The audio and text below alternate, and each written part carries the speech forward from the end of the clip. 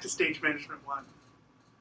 So this week we're continuing our working with modules and working with sections. So this week we'll be dealing with costumes, scenery, and lighting. So what do costumes, scenery, and lighting have to do with what we did last week in sound? Well, they comprise all of the major elements of tech, right? The other element, of course, is projections, although projections is not used on every production. Sometimes you don't have costumes, sometimes you don't have scenery, but those are the most frequent elements. Another thing that I wanted us to think about is how do we amalgamate all of these elements in design? In other words, how do we make everything come together and be the whole? That's my major question for you this week, is how do we, as the hub of communication, remember we talked about in modules 1 and 2, we, the hub of communication, create an overarching design, production, quality in a show. How might we do that? I'm going to let you think about that for a moment. Okay? We might have an idea about how we do that. How do we encourage communication between others? Not necessarily from a department to you as the stage manager, then to be disseminated.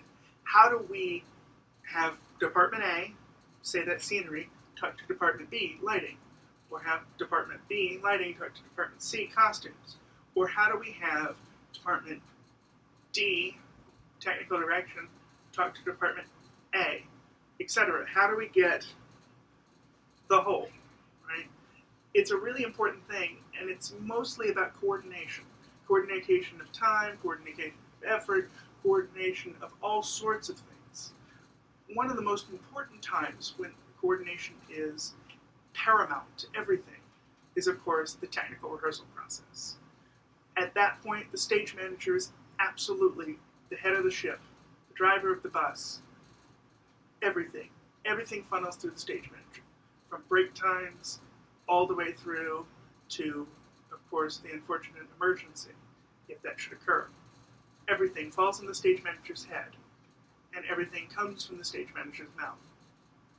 I want us to talk about and think about this week, where are the core competencies of a stage manager in these production areas, and how do we, again, help to facilitate the production process, but also provide a useful process for us. I know many a terrific stage manager. They're absolutely phenomenal at their job. They're phenomenal at everything they do.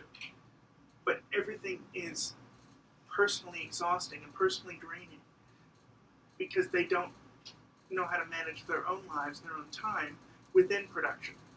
They're very good at managing everyone else's, but they don't take the time that they need for themselves, right? So think about taking the time for yourself, then making sure that everyone else has what they need.